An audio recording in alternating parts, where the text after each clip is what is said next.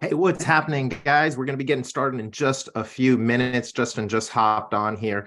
We just wanted to wait a little bit more, get a few more folks in here, and we'll be starting right on time in about 4 minutes.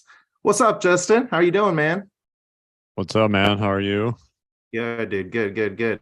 Thanks for coming on. This is going to be exciting, man. Yeah, no problem. I'm excited for it. All right, so we'll just wait about 3 more minutes, guys. And if you're in here now, just let us know where you're from. We're going to be able to participate, ask questions, and all that good stuff. So let's just get the ball rolling. Let us know where you're from in here. We got Jason in here from Nashville. That's awesome, dude. All right, we'll be getting started in just a couple minutes, guys. So I'm going to just turn my video off and just make sure all the technical stuff is working.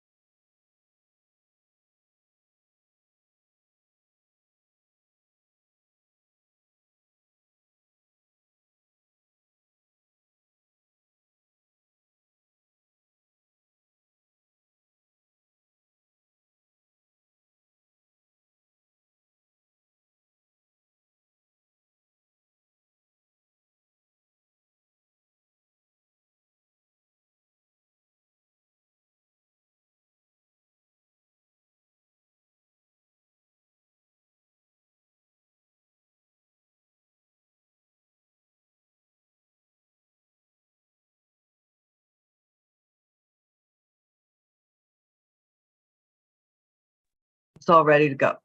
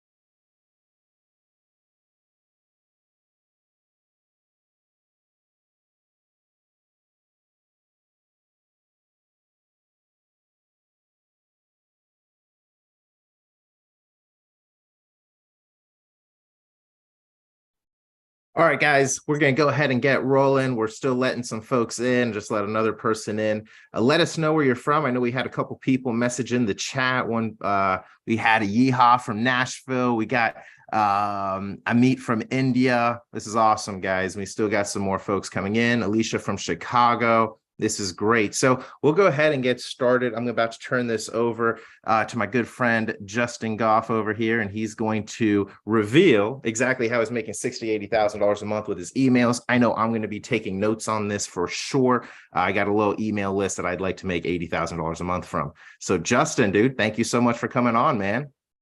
Yeah, no problem. Appreciate you guys having me on.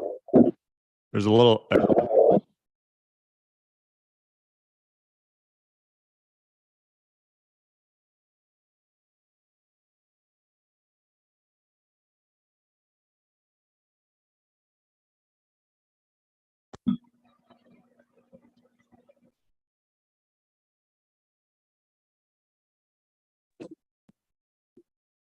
Oh my goodness. There we go. Sorry, guys. I literally just talked for like 2 minutes and I was on mute the whole time. I just saying as people are coming in, I'm muting them. So we may have 2 seconds or a few seconds of some like disruption stuff. But at the end, guys, we're going to be able to ask questions, or whenever Justin is ready to have you guys ask him some questions, we'll be able to participate in all that good stuff.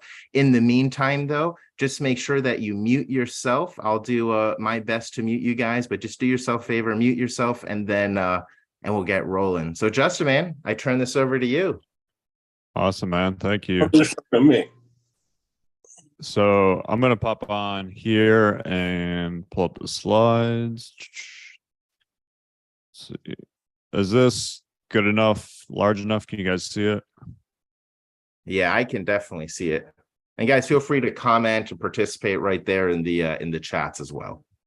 Yeah, definitely. Cool. Yeah, I'll be checking the chat. If you guys got questions, feel free to ask them along the way.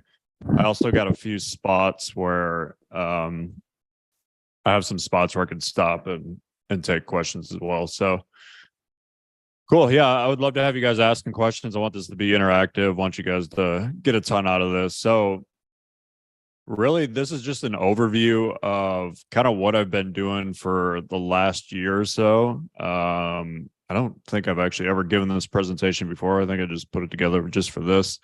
But what we're going to dive into here is how to leverage an email list to make more money from every email you write. So I'm going to show you how to do that if you have an email list, and if you don't have one, some of the ways I've used to build mine. How to cut your working hours down to 1 to 2 hours a day, and then how to have more free time so you can actually enjoy life instead of working all the time like most people do. So quick backstory on this.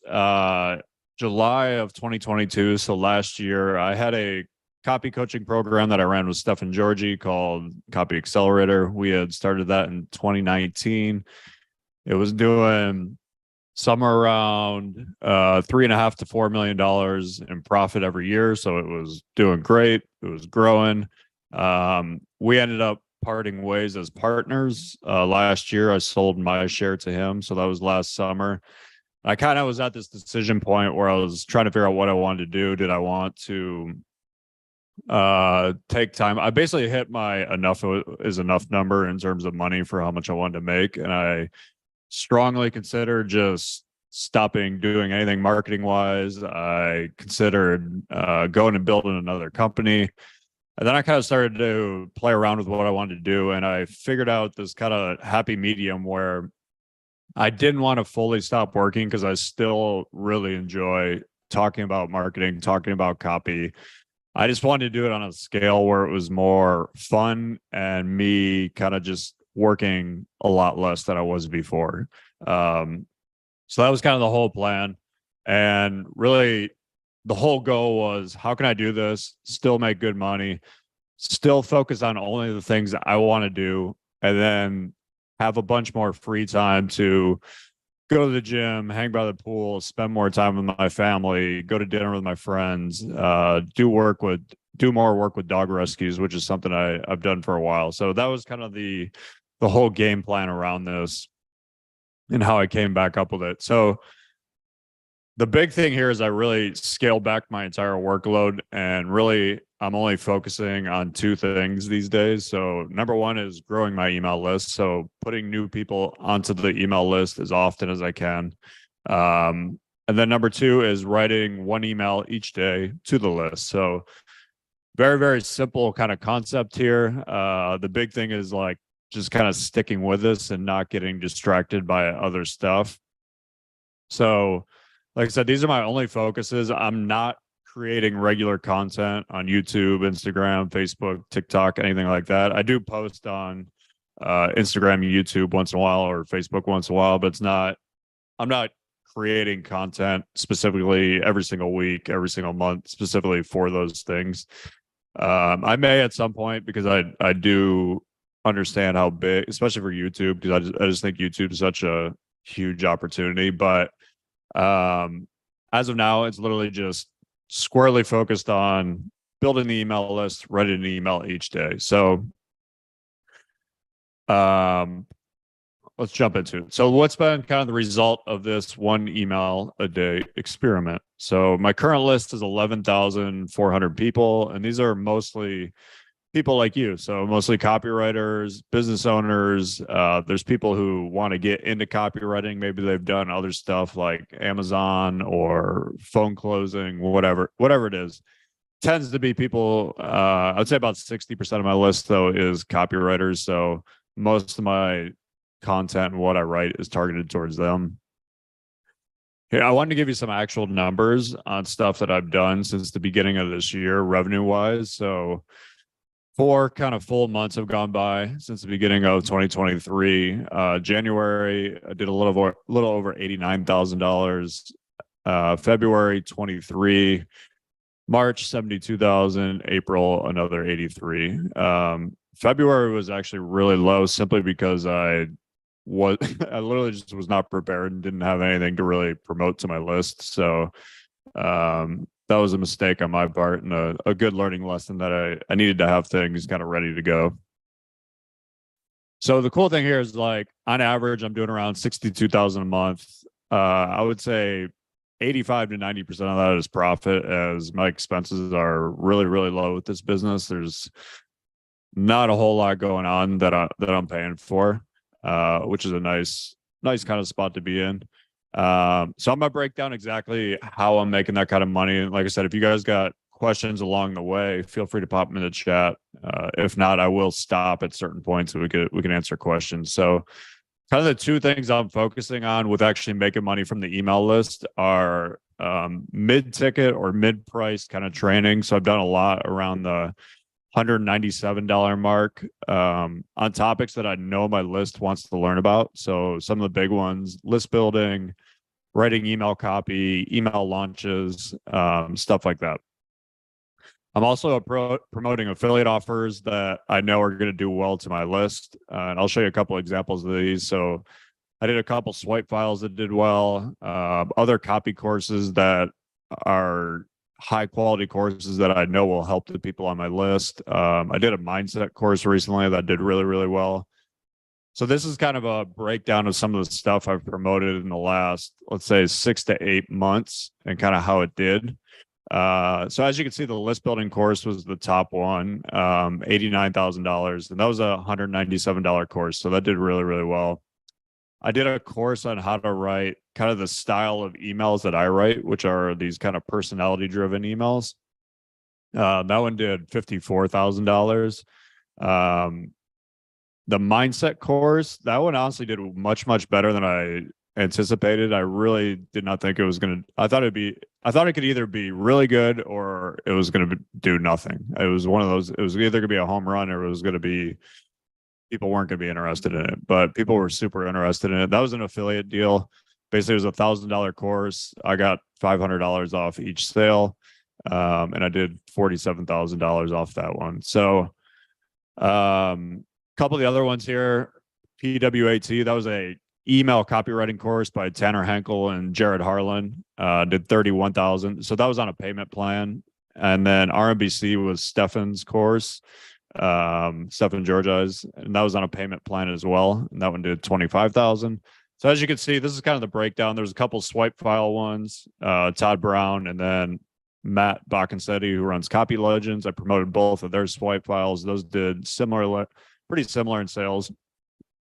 And then Troy Erickson and I did a deal where I promoted a opt-in page for him, and that made me a little over 20,000. So that's kind of, I like sharing the numbers because for me, it's kind of valuable to see the numbers. So I'm assuming it will be for you as well, just to kind of see how things are doing, how that's making money. Oh, thanks, Jason. Jason said he likes reading my emails. Thank you, man. Appreciate that. So how I'm doing this is I'm usually doing 1 or 2 9-day promos per month to my list. So I'll do like a 9-day promo promoting something. I'll stop for like a week, then I'll do like another 9-day promotion. So my promotions tend to run from Monday to the following Tuesday, so 9 full days. So like when I did it for my list building program, I sent 9 days worth of emails. The price on that was $197. It did 454 sales, which was great, which resulted in 89,000 in revenue. I mentioned the mindset course that I promoted of Brent's. So that one was really all about getting past your mental blocks. And we angled the whole thing so it's for copywriters and business people and consultants. So getting past the fear of charging more, writer's block, procrastination, imposter syndrome, things like that we know were big hot button topics for our niche. And like I said, that one, the price was $9.97. I got 50% of that as an affiliate. I made 96 sales on that during the 9-day promo. So made somewhere around $47,000 on that one. There's still, that one had payment plans as well. So I'm kind of estimating what that's going to end up. It'll probably be around 47,000 when all's said and done. So one thing I do want to note, I do not promote something every day. I don't have anything against promoting something every day. It actually tends to work well for a lot of people. I've just found for my stuff that kind of doing these 2 promos each month that are kind of spaced out a little bit tend to work the best. Some months I'll only do 1 promo, depending on just kind of how much workload I want to have that month. But yeah, you do not have to promote something every day. You obviously can if you want to, because I think if you write good enough emails, people are going to tune into them, whether you're promoting stuff or not. So I would not get hung up on promoting stuff every day if you don't really want to. There's a big point here, and kind of goes to what Jason mentioned in the chat. When I do promote something, the emails are still very, very valuable. It's not like I'm just sending a straight pitch where it's like, hey, go buy this. I still provide a lot of either entertainment or storytelling or some type of value that makes you want to continue to open the emails. And I'm going to show you a bunch of examples of how I do this. But this is really, really important, because if it's just a straight sales email, people lose reasons for actually opening it. So at some point, I mean, those emails do work. Don't get me wrong. Like, just straight selling does work. But if you want to actually keep people on your list for 6 months, a year, 2 years, 5 years, you need to do something other than just slam them with a sales email every single day. So this is something I really just kind of, I believe in really deeply. So one of my mottos with my list is thinking long-term.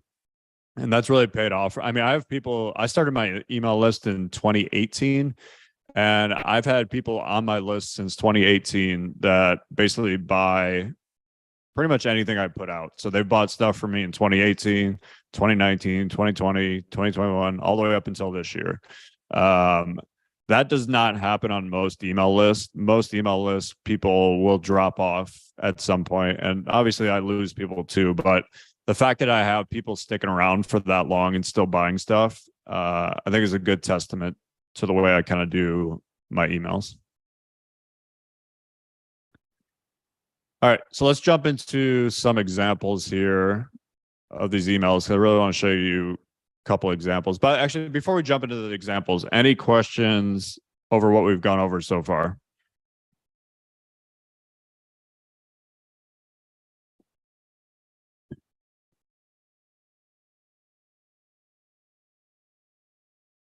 Going once, going twice. All right. Well, I'll pop back if anybody has any. Let's go over some of the emails I've sent to my list. So this one was during when I was promoting my list building course. This is a good example of an email that I call selling the dream. So what you're doing is basically showing all the great things that are going to happen for them if they end up buying whatever the thing is you're selling at the end. So, and you can do this multiple ways. You could do it like with your own life. You could do it with people you know. So I made this one about my friend Mike Geary. Mike is one of the most successful marketers in our space. He's been doing this for like, I don't know, since 2008 or so. The guy literally has a dream life that most people would kill for. He works like 2 hours a day. He goes skiing like 5 days a week. He literally makes like $10 million a year, just crushes it.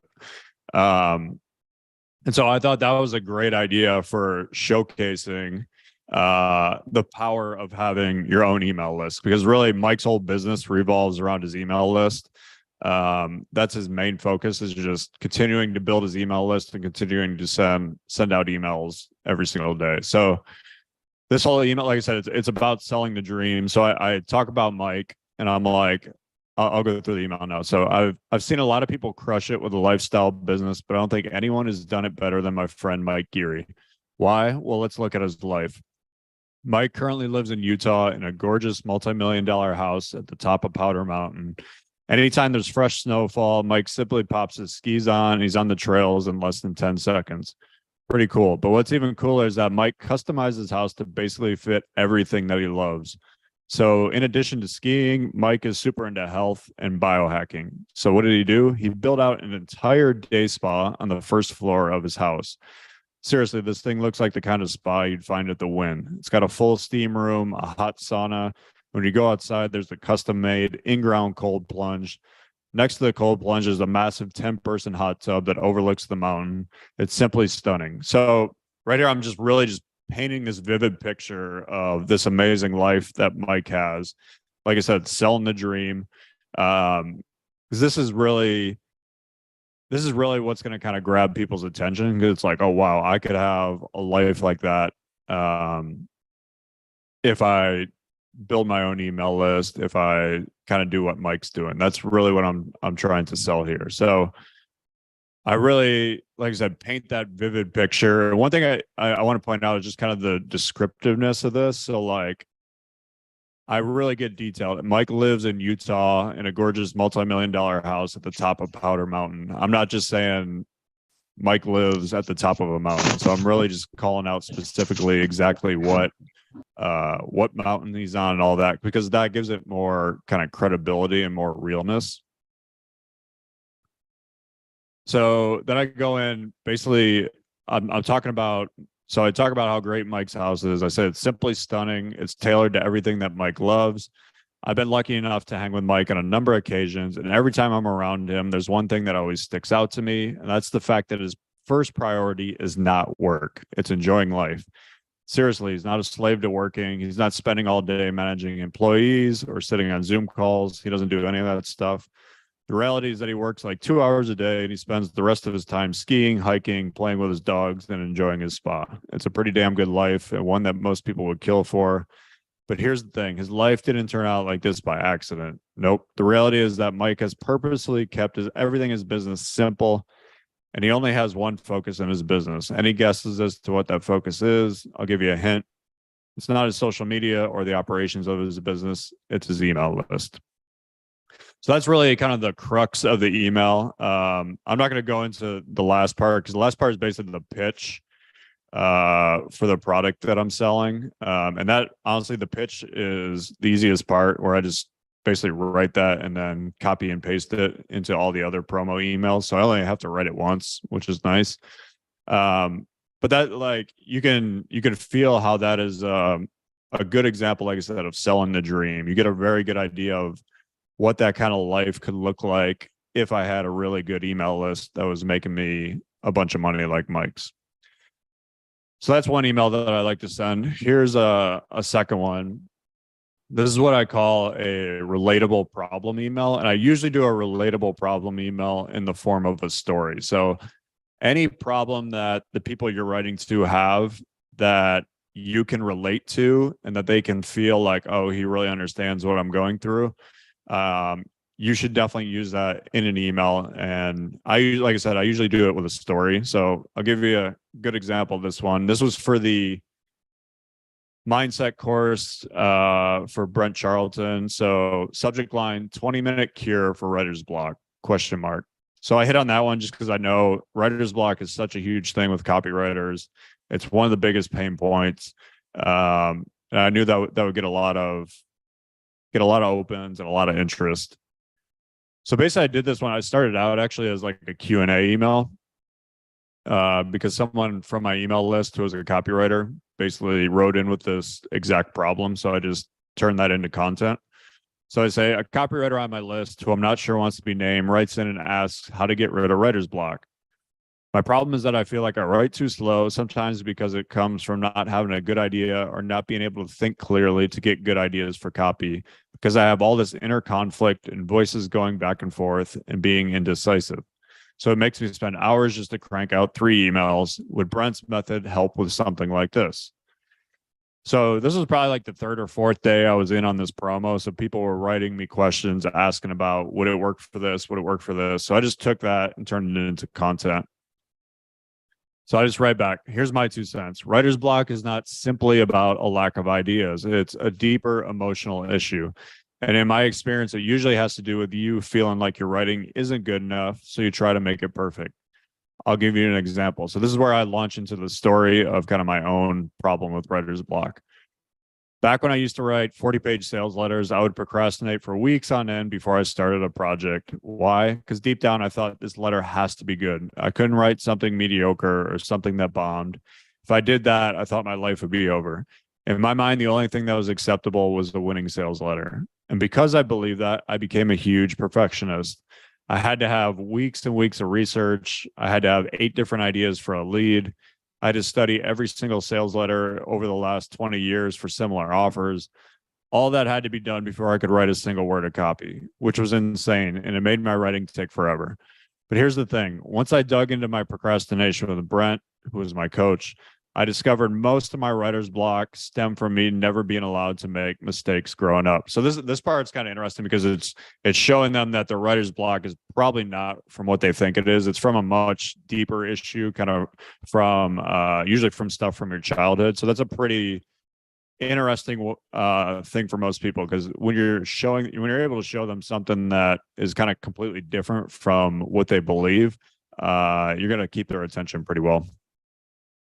So I dig into that. So I go, you see, my mom was the ultimate perfectionist, and nothing I did was ever good enough for her. If I got a 3.8 in school, she'd be screaming about the fact that I got a B in math. If I came in second place in a golf tournament, she'd be asking me why I didn't win. If I mowed the lawn and one of the rows was not as straight as she liked, she'd pull me outside and point at the row and tell me I was an idiot. I didn't think much of this back when I was a kid, but looking back now, I realized that it was a really screwed up way to raise a kid, because she had an impossible standard that I could never live up to. So to my entire childhood, I was always trying to be perfect, and that carried over into my copywriting career. I felt like my copy had to be the best and that it couldn't fail. And it wasn't until I did a few corrections with Brent around perfectionism that it started to fade away. So this is the part where I kind of go into the pitch for Brent's course, and then I again send them to the link. So yeah, but the big thing I want you to take away from this is really just the targeting a relatable problem that they have, and then you telling a story of a similar problem you had and kind of how the product you're selling fixes it. So this kind of relatable story, this is like one of the easiest ways you could do an email, is just know the problems that your people have, tell a similar story that they're probably going to relate to, and then show how whatever the thing is you're selling could help them fix it. So super simple. Any questions before I share a couple more emails?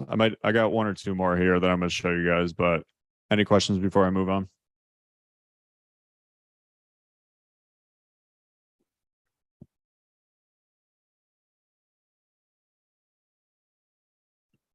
So it's funny, it doesn't look like we have any questions on here. We still have some folks joining. So if you guys do have questions, make sure you ask.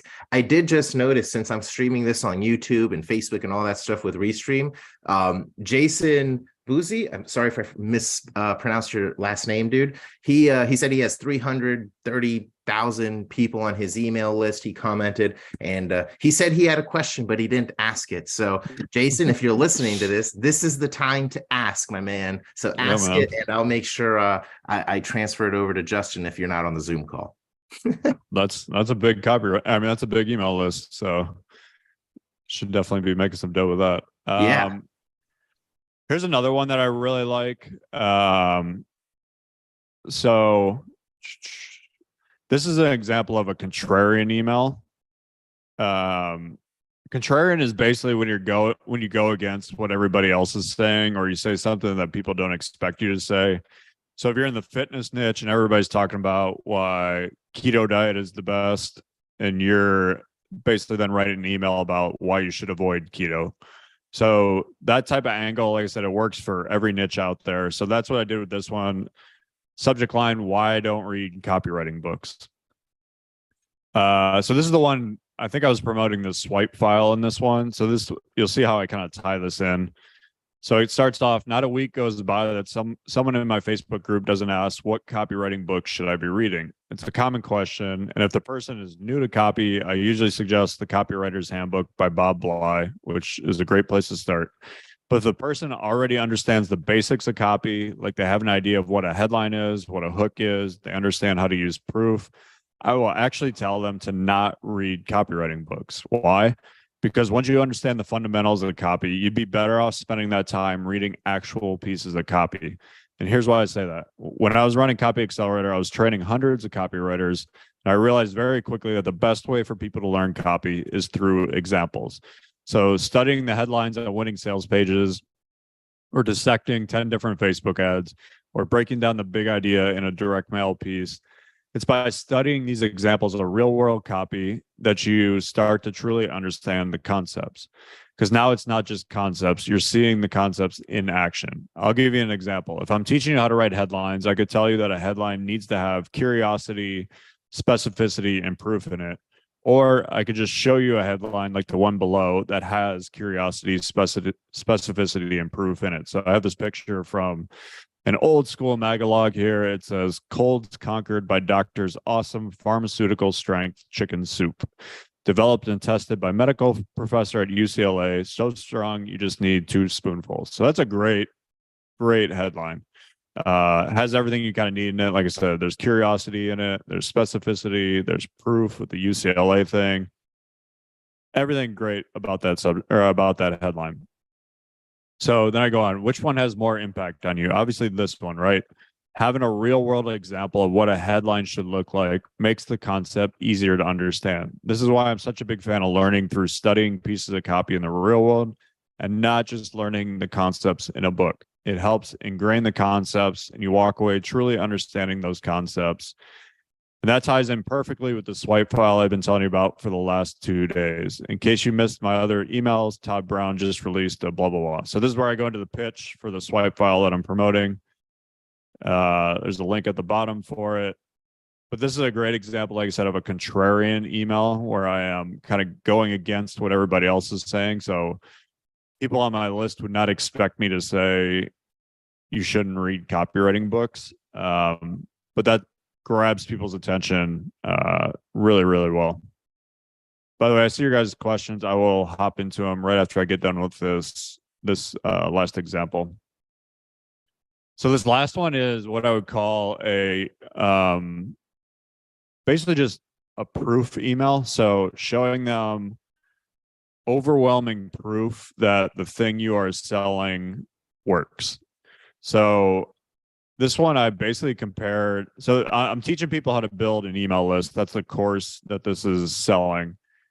And so I really want to illustrate to people that email is where all the money is. So I want to show them proof that. So I literally wrote an email, how much money I've made from email versus YouTube versus Instagram. So then I just literally break all this down. So I'm like, one thing I constantly hammer home is that almost all the money in direct response is made through email. So I really want to make that point because not everybody understands that. I can't just assume that they understand that most of the money in direct response is made in email. So I'm really going to show them just a ton of proof that that's true.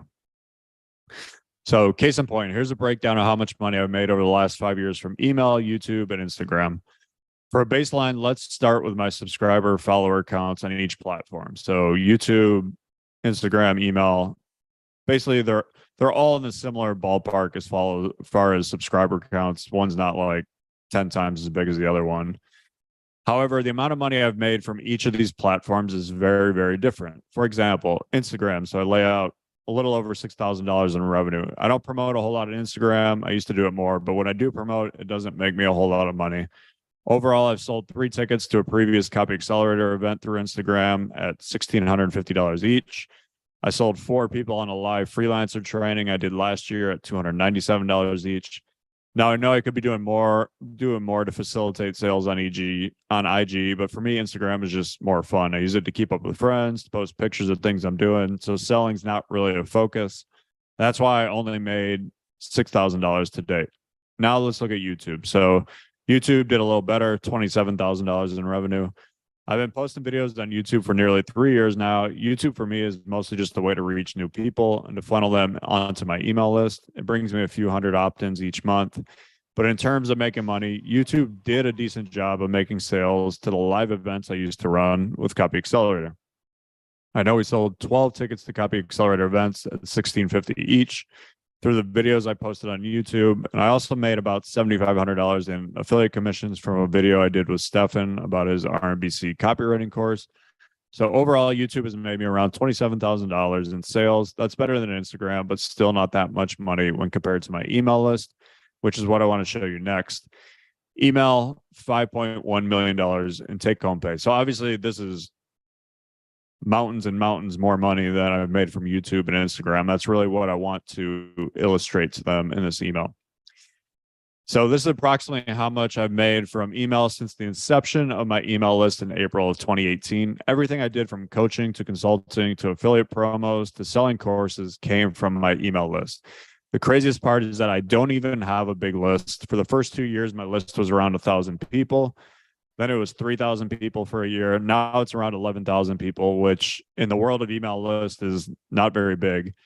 Yet with a small list, I was still able to. So this is where I really dive into the details and show more proof, more proof, more proof. That's the whole point of this email. I want to show a bunch of proof of why email is so good for making money. So I go into a bunch of examples here. I've made 20 to 45K on each affiliate promo. I created a $45,000 a month print newsletter business. I put 300 to 400 people into our live events at $1,650 per ticket. I pulled in $89,000 in a week selling a low ticket course. I built a coaching program that paid me between $1 million and $1.5 million a year. So for me, email wins in a landslide. It's not even close. Email is what drove pretty much all the revenue in my business over the last few years.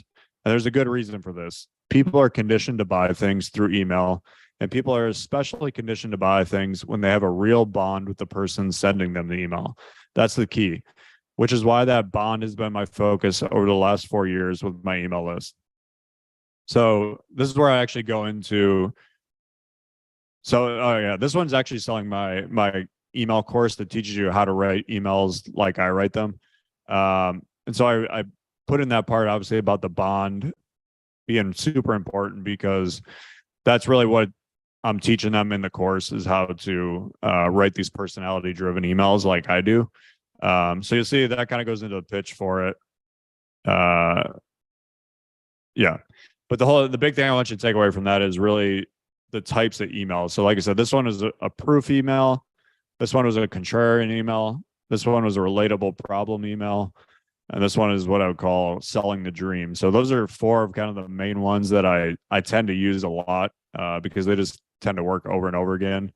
Obviously, these are all examples from the copywriting niche, but you could use these in any niche. You could do it if you're teaching people how to play guitar, golf, financial and investing, fitness, weight loss. You could use these exact same types of emails no matter what niche you're in. Cool. So those are all the examples I wanted to share. Any questions? I see a couple questions here.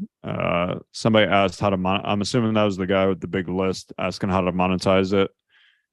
I would need more information to give you some insight on how to monetize it. So if you want to pop more information, I could give you a little better idea. Miriam said, as a beginner, how do we add people in our list? That's actually the next part that I'm going to get to, so I will show you that in a second. Esteban said, I have a fitness business doing around 10K organic, high ticket only. Do you recommend low ticket to scale or keep it high ticket only? I don't want to have 10 sales reps in a big team. I want to keep it lean and high profit. I mean, both ways work. The toughest thing with high ticket is making the ads work and making that kind of work. Well, yours says 10K organic. So I'm assuming, I don't know, I'm assuming you're doing that through like YouTube, Instagram, something like that. Facebook profile. Awesome. Oh, nice. So yeah, I mean, high ticket, yeah, if you're going to scale high ticket, you're definitely going to need a bunch of sales reps and more people. So if you wanted to scale that to, let's say, 100 100K a month. You're going to need a lot more sales reps. The nice thing about doing lower and mid-ticket stuff is you can kind of build up a decent sized email list and just promote stuff there that doesn't require a whole bunch of operations or extra employees, stuff like that. So that is one of the nice things about that. Probably what you're doing with your Facebook stuff is somewhat similar to kind of what I would do with an email list. So, I mean, a lot of the skills of like posting the stuff on Facebook and posting on Instagram translate very well to email lists. So if you don't have an email list yet, I would kind of recommend looking into building an email list.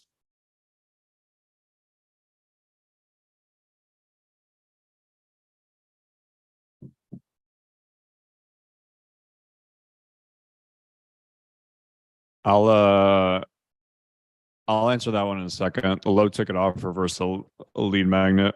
Yeah, I'll answer that one in a second.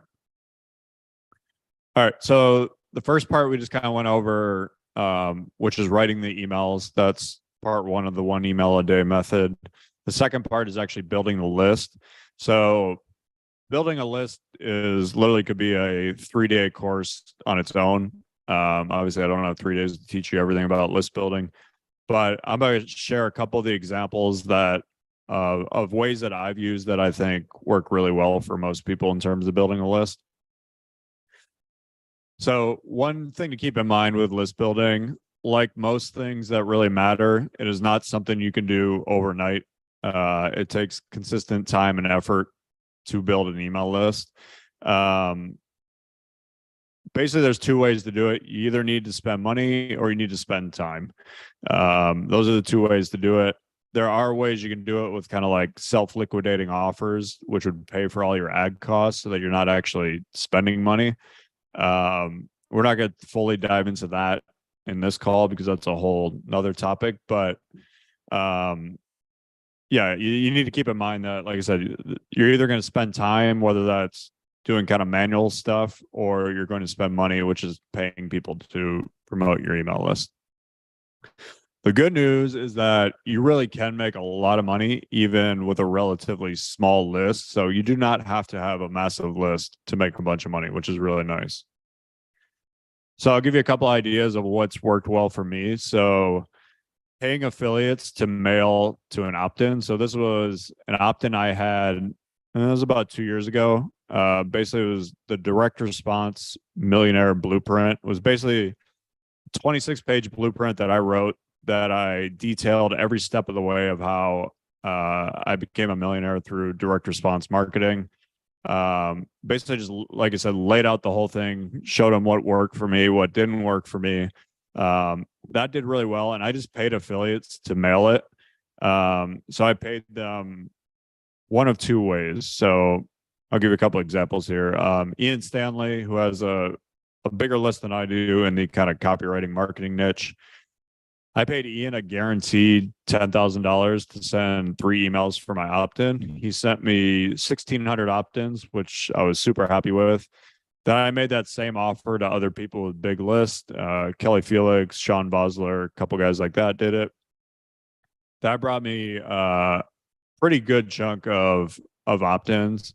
I also offered $10 an opt-in to people with smaller lists. So there's people who sent me couple hundred opt-ins, and I just paid them $10 per opt-in. So overall, when I did this, I added around 6,000 people to my list.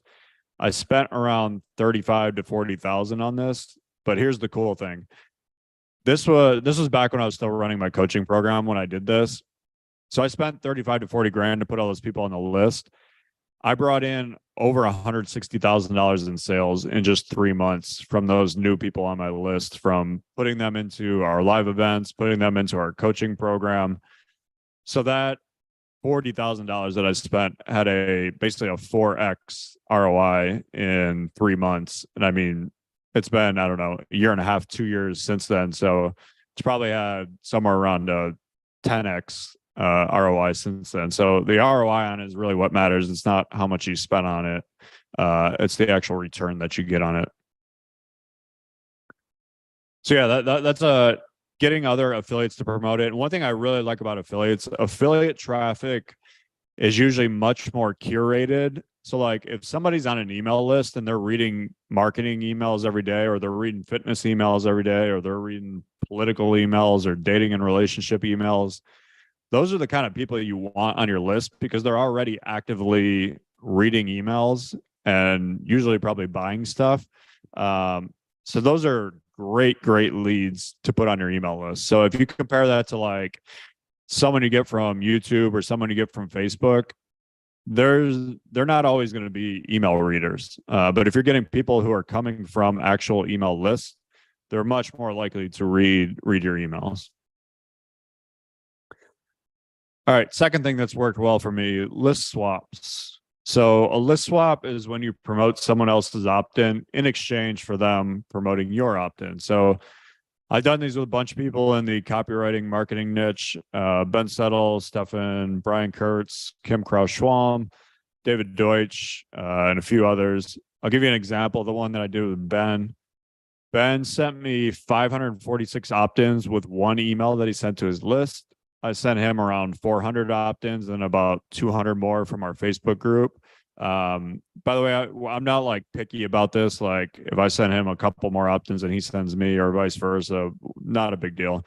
As long as it's somewhat in the same ballpark, I'm fine with it.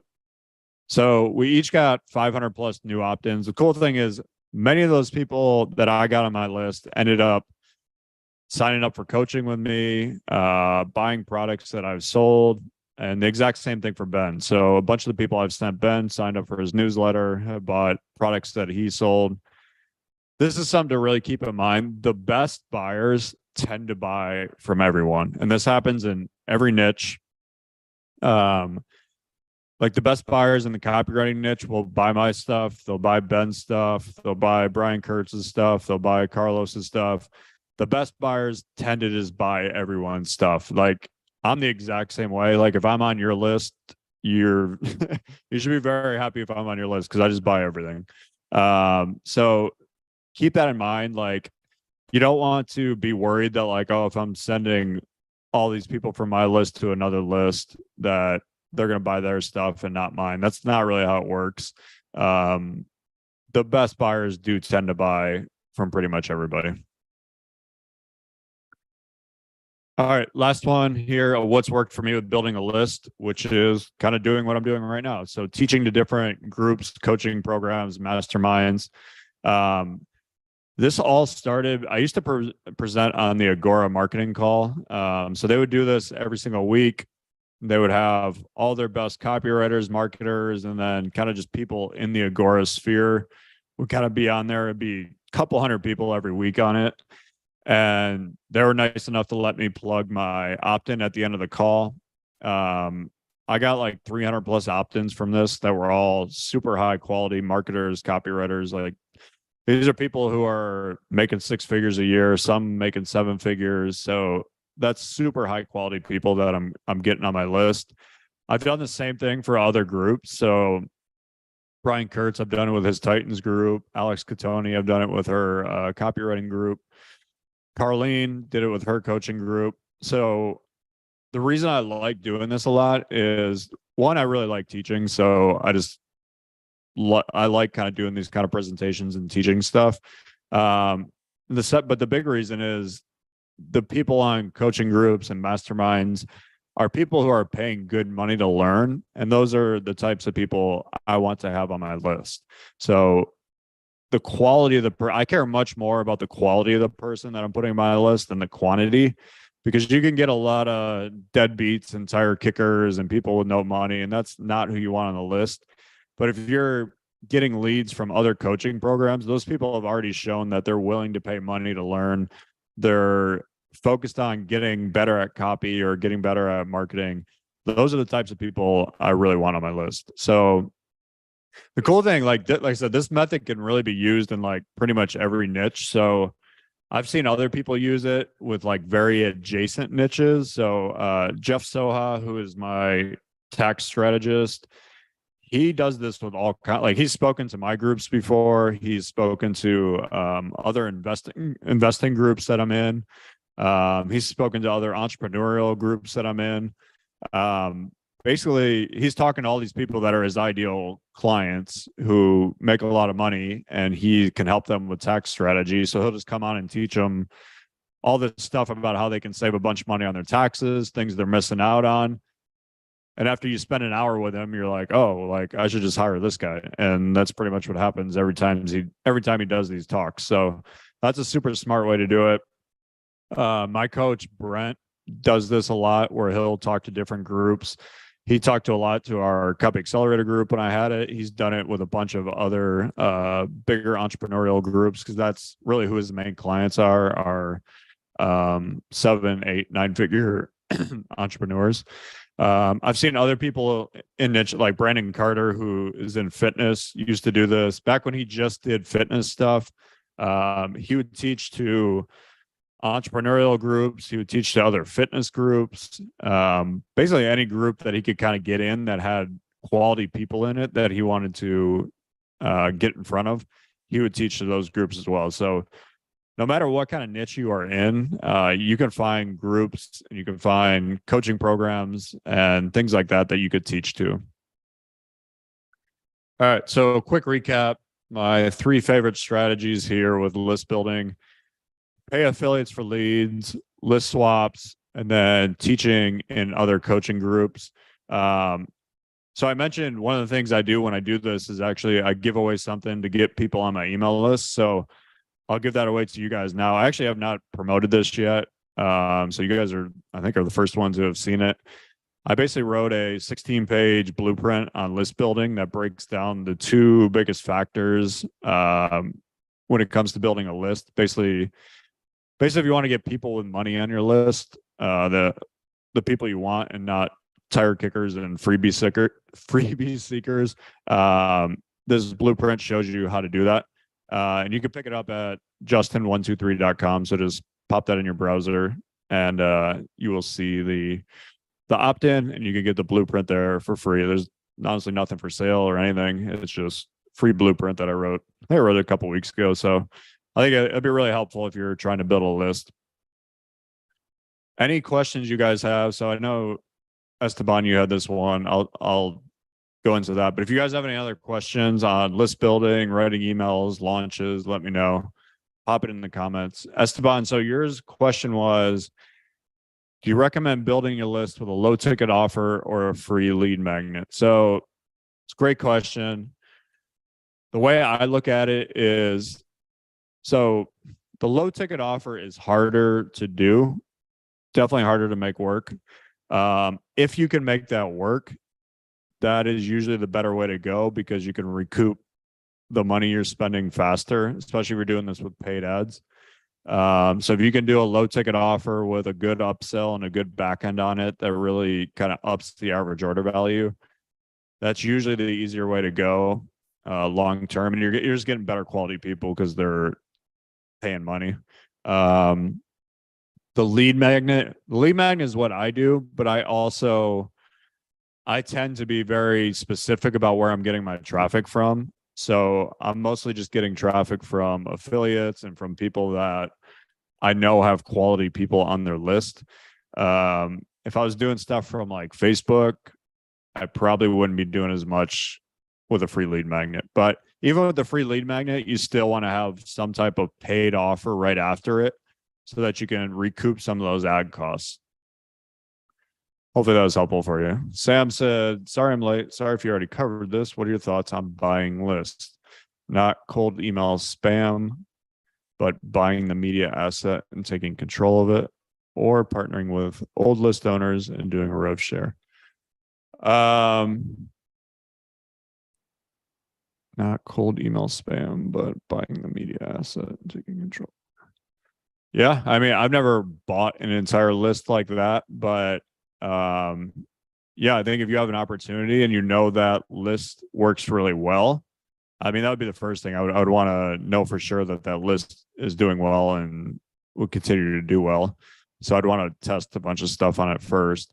Partnering with old list owners and doing a rev share. Yep. That's super common. There's a lot of people who have email lists who really don't do anything with them. I mean, I know people who got 100,000 person email list and they don't do shit with it. So those are huge opportunities for copywriters or somebody who's ambitious to go in there and be like, hey, I'll partner with you. Give me 30% of this. I'll let you keep 70%. I'll do everything. And you could start easily making really good money doing that. So yeah, I'm a big fan of that. What have been your best performing lead magnets? So that's a more complicated answer, but if you actually download that, the list building blueprint, I actually have an entire section in there on how to come up with the right list or the right blueprint, the right lead magnet to attract the right type of person. So I'll give you kind of an example of this. If you are, let's say I'm trying to attract higher end copywriters to my list. If I do some type of thing on, I don't know, how to make 5K a month as a copywriter, that's obviously going to attract beginner copywriters or people who are just getting into copywriting, or maybe somebody who's making like $1,000 a month. I'm not going to attract high-end copywriters with that. But if I did something around like maybe like writer's block, that would attract copywriters, because the only people that's going to appeal to are people who are writing copy every day, because they know what it's like to have writer's block and they know how much it can screw them up and it holds them back. So something like that would attract a much higher level copywriter. So there's a lot of kind of psychology that goes into the lead magnet to attracting the right type of person. Like I said, I have it all in the list building blueprint that I'm giving away. So you could just pop that URL in and go ahead and read that. But yeah, that was a great question. Because most people actually don't think of that. They think all lead magnets are the same, and that's just not the case at all.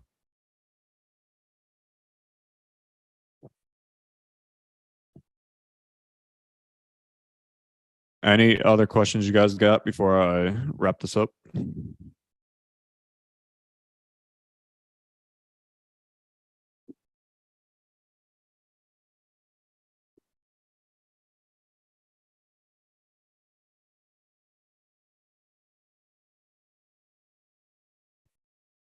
Cool. Well, I think we're good.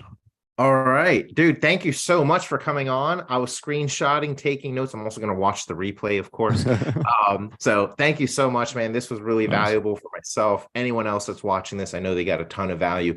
Guys, if you haven't gone and connected with him, make sure you add him on Facebook, connect with him on the socials, but also make sure you go check out Justin123. I'm about to go put my info in there so I can get on his list and get that. Well, I'm already on his list, but get some other cool stuff from him. So check it out, Justin123.com. Thank you so much for coming on here, man. I really appreciate it. Yeah, thanks for having me. Glad you guys stuck around. Hopefully that was helpful and you got some good info out of it. Awesome. All right, guys, take care, and we'll see you in the next